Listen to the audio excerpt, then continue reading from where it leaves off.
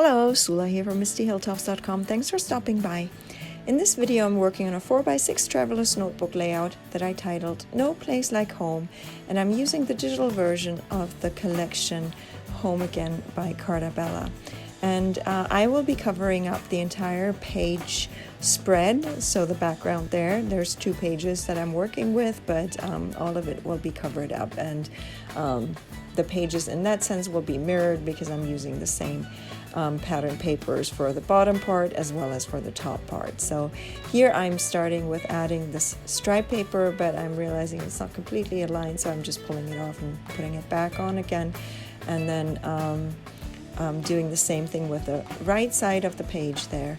Then the next thing I need to do is add it at the top, and I did not run a card along any of the edges of this because I do not like when the outside edges, the ones that will actually touch the edge of the page, have been distressed, and all other edges will be covered up again. And so it really wasn't important to me in this situation to have anything, any edges distressed. Usually I do run a card along the edges of my papers, and I have done that with another paper strip that I will be adding, and most of the embellishments I ran a card along the edges just to make the edges stand up a little. So now I am adding the second part there to the top, and then basically that seam that just was created I will be covering up with this paper strip, and that is the one part that I'm actually where I'm actually distressing the edges, or I have distressed the edges for this. So this basically completes the background of my page, and I decided to take it apart right now because it makes it easier for me to work with it. And there we go. I need to make sure, before I actually pushed it down, I needed to make sure that it actually aligns with the other page very well. Then I have this photo, and I made sure that when I printed it, it had the size of this basically film strip kind of frame, not a strip, but it's just a frame. And so I just instead, because there's very little space around the edges there, I just decided to glue down the photo and then glue on top of it the frame, and it all works out. I just didn't want the photo to go beyond to where you see it there in the gaps, and so it was really like working with just millimeters to spare, and not even probably.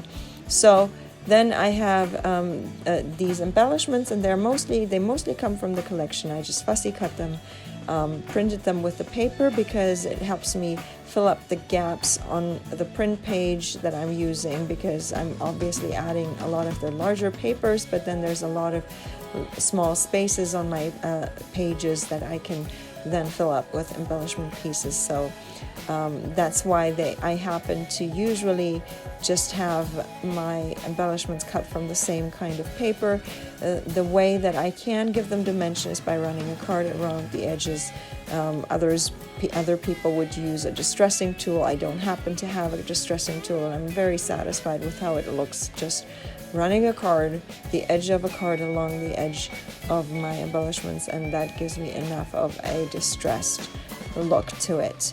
So here I have the one cluster. I think I've put the 2 clusters there together, and then on the other page I'm adding one more cluster there with that word label, or that word art label, and then I have these. I didn't use any of my die cut flowers for this one because it came with enough, but now I'm just adding some of my word strips. And these word strips are available as freebie on my blog, MistyHilltops.com. I then print them from heavy cardstock and then add them to my page, and they are almost like chipboard pieces. So this is how I am basically pretty much finishing my page. I haven't really added a title to it because I felt that little label there on the right bottom side was enough, and also I decided not to add any more of the word strips. So here are my pages done. I hope you enjoyed this video. Give it a thumbs up if you did. Consider subscribing, and I hope you have a great day. Thanks for watching. Bye.